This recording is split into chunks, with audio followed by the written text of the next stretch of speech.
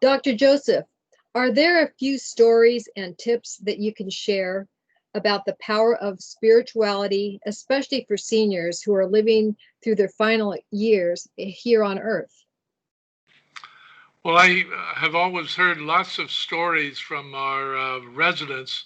One of them that's always resonated with me was a lady who spoke about her husband who had been diagnosed with Alzheimer's, and they didn't know where they were going to go. And then they got a call and they came in and lived with us.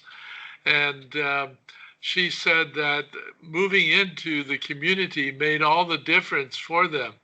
Her husband's health improved, and they were able to live a rather full life and a happy life. And she said without RHF, that would never have been possible. Those are the kinds of stories that have motivated me to keep doing what we're doing.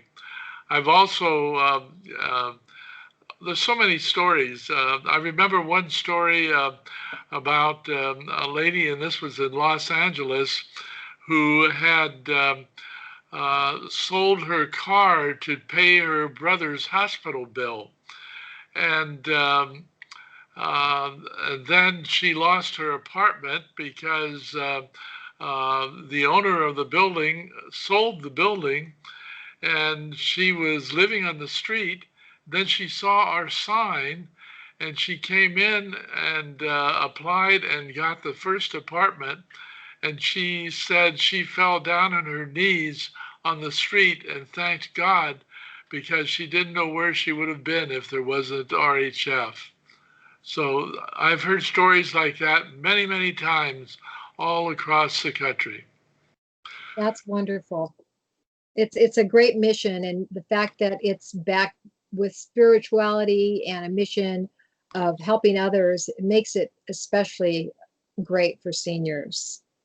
Now, understanding that you will be stepping down as president of RHF after many, many years, what are some of your best memories and proudest moments? Some of the best memories that I have are stories that residents have told me about the difference that we have made in their lives. Um, I used to, when we had 60 communities, have a goal of getting around to every community every other year. Um, as the company grew, I couldn't be on the road all the time.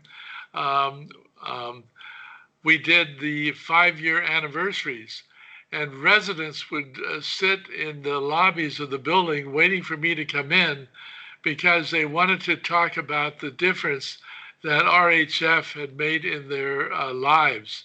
Those that was part of what motivated me to keep doing this well beyond normal retirement age.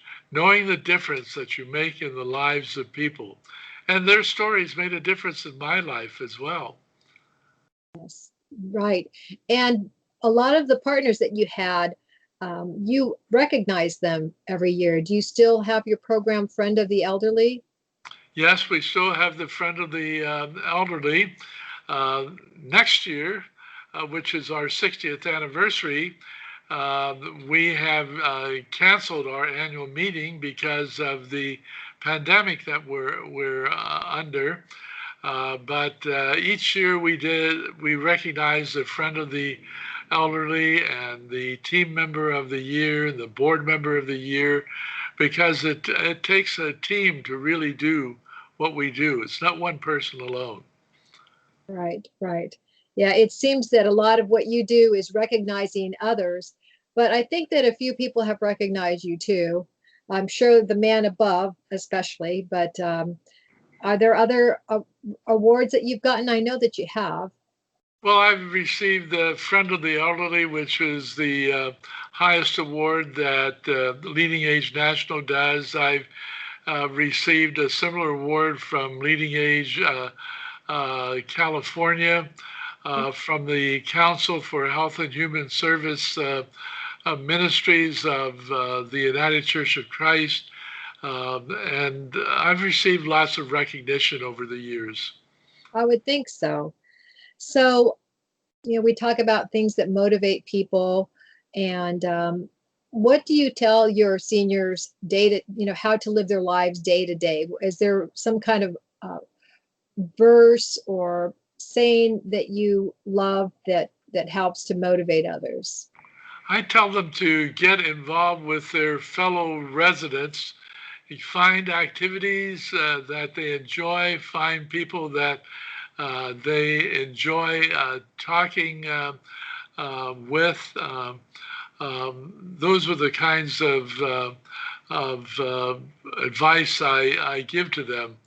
I believe that if you're doing something that provides satisfaction, that motivates you to keep doing it. And it's certainly what has motivated me to keep doing this well beyond the normal retirement age. Right, right, definitely. And I'm just so curious. I saw that you had helping hands where they knit across the country and make things for newborns. So you have lots of activities for seniors and a ways for them to reach back and give back too. You still have that program? Yes, that was a program that was instituted by Judy Shaw, and Judy retired this year. Okay. She instituted that over 20 years ago. With knitting and crocheting and sewing and so forth.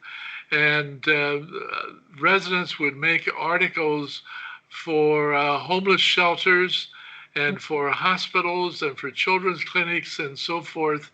And there were several things that I believe helped that program along. One, they found that they were making a contribution and they felt good about that.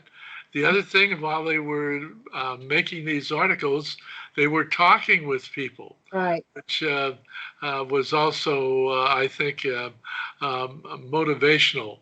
And they were getting recognition for what they were doing. That program makes thousands and thousands of articles a year for homeless shelters and for children's clinics and even for overseas service organizations. That's great. It's just a wonderful way to give back, and that it helps seniors from being isolated. It's social, it's creative. It's kind of similar to what Blue Sea Care does. So, Right. yeah, so it's been wonderful speaking with you, and congratulations on the fact that you're going to get to retire and start a new chapter. And I'm sure you'll probably still be involved in some way or other. Absolutely. Knowing you, and I hope you still have all the energy you've had for all these years, going from state to state, visiting all the retirement housing communities. You've definitely been the icon of Retirement Housing Foundation. So congratulations, and thank you so much for taking the time today. Thank you. It's been my pleasure talking with you, Francine. Well, great. Well, take care. You too. Thank you.